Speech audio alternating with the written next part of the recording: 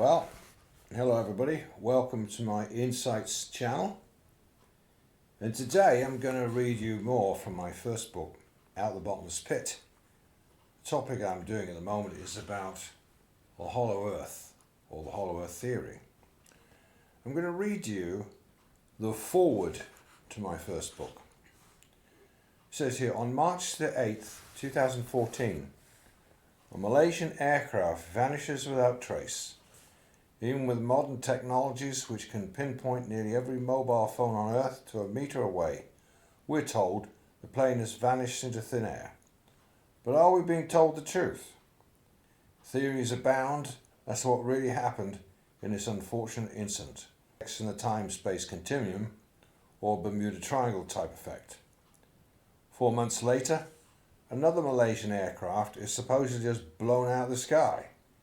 Are we really supposed to believe that two Malaysian 777 aircraft just happened to be destroyed within months of each other? Bit of coincidence there, don't you think? Something simply doesn't add up.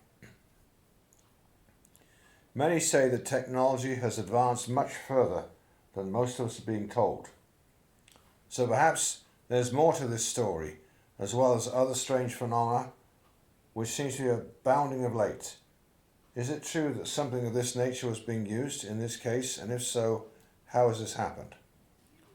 This book, Out the Bottomless Pit, starts off with talking about the paranormal strange mysteries of our planet, and amazingly shows countless examples where such things have been already written about in very ancient books, like apocryphal books in the Bible. This book, Out the Bottomless Pit, will take you from the Bermuda Triangle to life after death experiences, from sinkholes to the bottomless pit, from personal encounters with UFOs to alien technology and alien abductions, from premonitions of ancient prophecies which are presently coming true to warnings of dire things yet to come upon the horizon in the very near future. It delves into the political and economic spheres as well as the sinister forces behind them. The truth is often stranger than fiction, as the old saying goes. In a word, this book covers nearly everything from heaven to hell and in between, and just where all this futuristic technology is leading to. Many believe it will ultimately be leading to the long-awaited and biblically predicted mark of the beast, implants, and the prophesied 7th year of the Antichrist, while others, mainly in the scientific community, believe we're headed for a transhuman utopia. I say today, now, 9 years later, it's still true. Having seen with my own eyes and personally witnessed many supernatural things which occurred over the course of my life, I have to opt for the first scenario, winning out here shortly. I believe this book, Out the Bottomless Pit, will point the way and hopefully lead you to the same conclusion. And that was written by the author John Benjamin, author of the book Earthshaker.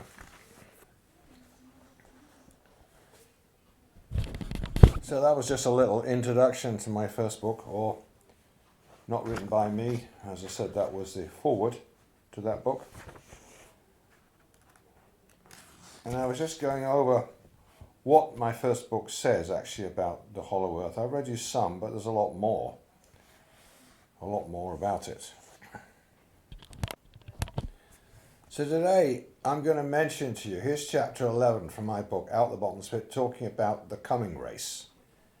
That book I read recently, and I think it's well worth people reading. It says it came out in 1871. Anyway, I'll read you the synopsis of what people say. The Coming Race, written by Sir Edward Bulwer Lytton. Sir Edward Bulwer Lytton was known worldwide for his book, The Last Days of Pompeii. He was a high-ranking Freemason, a Rosicrucian, and a member of the neo-pagan English social order known as the Golden Dawn. He wrote a book, supposedly fiction, called The Coming Race in 1871. This story tells of highly developed subterranean beings, 7 feet tall, sort of have like angelic wings. Beings that possess mysterious power of the Vril Force. The beings are described as extremely tall Corsicanians with superhuman strength. This strength enables them to utilize a strap-on device of wings, which enables them to fly. Their lifespan ranges into centuries. The real power is a mental one that is focused into a crystal staff that each person possesses. They view human surface dwellers as one would view cattle or pets. The story claims that they will one day emerge from their underground caves to reclaim the surface and dominate us. Although presented to the public as fiction, occult initiates believed that this to be true veiled in fictional story. One of the secret societies that merged with the Thule Society to form the Nazi Party was the Vril Society. They based their entire society upon this occult fiction book. Their desire was to discover and develop this power of the Vril and contact the inner beings of the earth to form an alliance.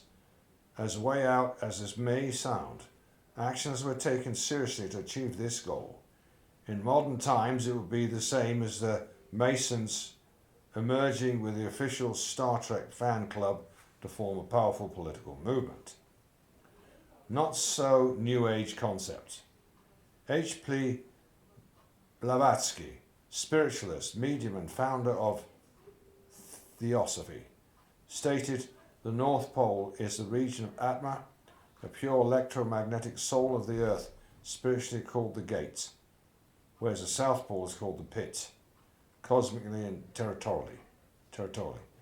North being positive, south being negative. She wrote about the Aryan master race and their subterranean origin from within the earth. The earth then was like a living force with energy and light flowing inward into the North Pole and excreting out of the South Pole. Mankind emerging from the womb to live on the surface as compared to a birthing. What I would say about this, there is a scripture in the Bible that says, the children of darkness are in their generation wiser than the children of light. Why do you suppose that is? I'd say it's because the problem with a lot of people is they're far too inflexible and they're stuck in little religious boxes. So they never really dive into the greater sea of knowledge and wisdom. Most religionists seem to walk along the beach and hardly get their toes wet in the ocean when there's a whole ocean to swim in. And it's not all evil either, and it's not all full of monsters. There's lots of amazing knowledge that God has given for people to know about.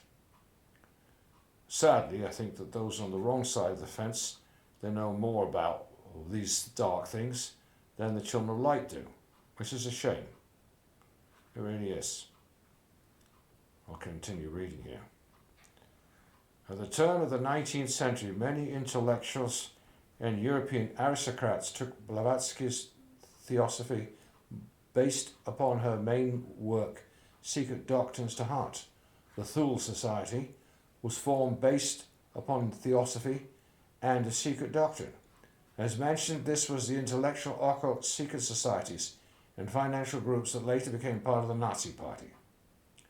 In 19th century Christian perspective, H.M. Howell, a Christian educator, wrote in his book, The Cosmic Problem Solved, 1895, that a parallel existed between the ocean currents and the four rivers mentioned in Genesis 2:10-14 as flowing out of Eden. Eden then would be on the concave side of the globe, in other words, inside the earth, with the waters welling out through the hole at the South Pole, completing its course back into the earth at the opening of the North Pole. I mentioned this visionary and inspired man of God because he got it right. We should now look at what the Word of God tells us about our own world. It's truly beyond science fiction. Luke 16:19-26. There was a certain rich man, who was clothed in fine linen and fed sumptuously every day. And there was a certain beggar named Lazarus, which was laid at his gate full of sores, desiring to be fed with the crumbs which fell from the rich man's table. Moreover, the dogs came and licked his sores. And it came to pass that he died and was carried by the angels into Abraham's bosom. The rich man also died and was buried. And in hell he lifted up his eyes, being in torment in his bosom. And he cried, said, Father Abraham, have mercy on me. Send Lazarus that he may dip the tip of his finger in water and cool my tongue, for I'm tormented in this flame. But Abraham said, Son, remember that you in your lifetime received your good things, likewise Lazarus evil things. But now he's comforted and you are tormented. Besides all this, between us and you, there's a great gulf fixed, so that they which would pass from here to you cannot, neither can they pass to us that would come from there. For now, let's look at the geographical details, disregarding the spiritual implications. We have two areas separated by a gulf or chasm, which is fixed. When we hear of Abraham's bosom, we usually think of the upper front body area between the arms. Another meaning familiar to the ancient culture, as described by Thayer's Concordance, is the bosom of a garment that is the hollow formed by the upper forepart of a tunic. This is a rather loose garment bound by a girdle or sash used for keeping and carrying things, the fold or pocket. This little event told by Jesus describes a two-part pocket, one negative, one positive, separated between each other by a gulf. This is the Old Testament concept of hell or Sheol, as being a place where all departed souls went to one or the other place. The Bible contains additional scripture to support this idea of a two-chambered hollow earth. Psalms 116:3. The sorrows of death compassed me, and the pains of hell got a hold of me. I found trouble and sorrow. The word pains in Hebrew is metzar, meaning something tight. It comes from the Hebrew root quibah, meaning the paunch as a cavity. First stomach of a cud, chewing animal. They have more than one stomach. In the etymology of the word for pain, we get the understanding of the two-chambered hollow earth. In addition, words such as sea, abyss, pit, and the deep interchangeably mean the same place within the earth. When a flood came, the fountains of the deep burst forth to the surface. Where did they burst? Subterranean. That would also mean that H.M. Howell was right about the parallel of the ancient currents and the four rivers from Eden. After the cross, before the resurrection, Jesus went to both chambers of a hollow earth. The New Testament understanding is that before the death and resurrection of Jesus, all who died in faith could not leave this fallen dimension until a way back had been accomplished. After the death and resurrection of Jesus, he descended to declare further judgment upon the angels that sinned in Tartarus, set the captives free in paradise. Ephesians 4:9. Now this he ascended. What does it mean? He also first descended to lower parts of the earth. This population depletion of paradise is described in Matthew 27:52-53. And the graves are opened, and many bodies of the saints which slept arose, and came out of the graves after his resurrection, and went into the holy city and appeared unto many. After this time the upper half of Sheol was left empty. Now upon death of those born of the Spirit, they go directly to be with the Lord in the heavenly dimensions, 2 Corinthians 5:8. In the lower chamber, Jesus declared something to the fallen angels and their offspring, 1 Peter 3:18-20. Jesus, being put to death in the flesh, made alive by the Spirit, by whom also he went and preached to the spirits in prison, who formerly were disobedient, when once the divine long-suffering waited in the days of Noah while the ark was being prepared. Preached in contextual use does not mean that Jesus preached the gospel. The word means to simply declare something. Spirits refer to disembodied angelic spirits, not human ones. A further description of this visitation by Jesus is mentioned by the prophet Isaiah. Isaiah 26:13-14. Lord our God, our lords beside thee have had dominion over us. For by thee only will we make mention of thy name. They are dead, they shall not live. They are deceased, they shall not rise. Therefore hast thou visited and destroyed them, made all their memory to perish. They are dead and deceased and will not live or rise. It is stating their natural demise and judgment. The word for deceased is Rapha, which are the ghosts of the giants. Their fate is set. They will not be a part of the resurrection, but then they are visited. This word signifies something of intervention or alteration of a natural process. The same word is used when Sarah was visited in old age and conceived Isaac. This visitation is part of Jesus descending to the lower realm. The second part of the word, pakad, for visited, has a very wide meaning. The most common use is that of drawing or mustering up an army. I believe the meaning here is twofold. It is a divine intervention of a normal process to allow for a resurrection of these giants, the angels that sinned and their offspring, for the express purpose to be mustered up as an army to their final destruction. There is also the strong emphasis that this action is under control, part of God's plan. The Hebrew word amad is used for destroy and perish in Isaiah 26. It's the root word for the name Abaddon, or in the Greek Apollyon, who is the destroyer that comes out of the bottomless pit with the army of locusts, the same army mentioned in Joel 2, 1-11 and Revelation 9, 1-11. For our sake here, it's important to see that Jesus went to both chambers right after his death before his resurrection. Understanding this by the Bible's own statements draws some rather interesting conclusions. Abraham's bosom equals paradise equals Eden equals all the same question mark. If Abraham's bosom is paradise, then just what is paradise? Jesus told the thief next to him on the cross that today you shall be with me in paradise. After the cross, he did not ascend to heaven.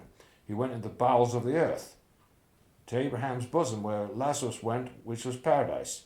Very important to understand this connection because many further implications are made by this. This is a domain within the earth itself. It was called Abraham's bosom and paradise. There is no other paradise mentioned anywhere else. It's the only paradise mentioned. Let's look at why this is important. Revelation 2:7. To him that overcomes will I give to eat of the tree of life which is in the midst of the paradise of God. We know that the tree of life is in the Garden of Eden. Well, I'll put it this way. It has been so far, but we understand also that it gets taken up to the heavenly city when the time is right. There is only one tree of life. That would mean that Eden and paradise are one and the same, and so is Abraham's bosom. Where are they? Inside a hollow earth. Well, I believe that's true. It has been most of the time. Whether or not it continues that way remains to be seen, because we also know the Garden of Eden ends up in New Jerusalem, the new heaven, new earth. The Garden of Eden, then, is not on the surface in some invisible never land or forgotten ethereal place, but subterranean. The many cultural myths of man ascending from inner earth are but a trace memory of what the Bible concurs. That's the end of that very interesting chapter. Do get my books on the paranormal and supernatural, Out the Bottomless Pit, and its sequel, Out the Bottomless Pit 2, as they contain an amazing amount of information on hidden topics, hidden things about this planet, and about the spiritual warfare, and about the conclusion of the whole matter. Very important people know the truth of what's really going on, and they're not just listen to all the lies and half-truths and all the stuff people are spoon-fed all the time by the main media and by the powers that be that control the science and history and everything else to tell it the way they want it to. But you need to know how it really is. What's been God's plan since the beginning of creation? What's God's plan till the end of creation? Well, you'll find a lot in these books. First, Out the Bottomless Pit and Out the Bottomless Pit 2, on the paranormal, supernatural, and including all the stuff the military's been doing in the background and all kind of crazy experiments and stuff. You'll find it in these books. And also my 8 Insights books, or a new one, EZDRAS Insights, coming out shortly on Amazon. And strange enough, my Insights books were not intended to be talking so much about the paranormal. It's just that in studying the Apocryphal books that they're based on, many of them do talk about these things. And in the Apocryphal book of 2nd Ezra especially, talks about the earth being hollow. God is very clear in talking to his prophet and stating the earth is hollow. So it's no big deal to me now when you see it left, right and centre in so many books, so many cultures all saying the same thing. You won't find one area in the world that doesn't have people that have known there's people living below us. There's people living underground. Right? So do get my books to know a lot more about this topic. And there is a conclusion to the whole matter too. I think you should get my new book, EZDRAS Insights, the one with the S. I did this book before. The second book, Insights, the book called with a Z, EZDRAS Insights. But the new one is EZDRAS Insight, EZDRAS with an S, but it's 3 times the size of the first book, because it has the Apocryphal book of first EZDRAS and second EZDRAS, and it also has a synopsis of 4,000 years of Bible history from creation unto Christ, thus making it a much bigger book. So I advise people to do get the latest version, EZDRAS Insights with an S, when it comes out, which is shortly. Well, thanks for listening.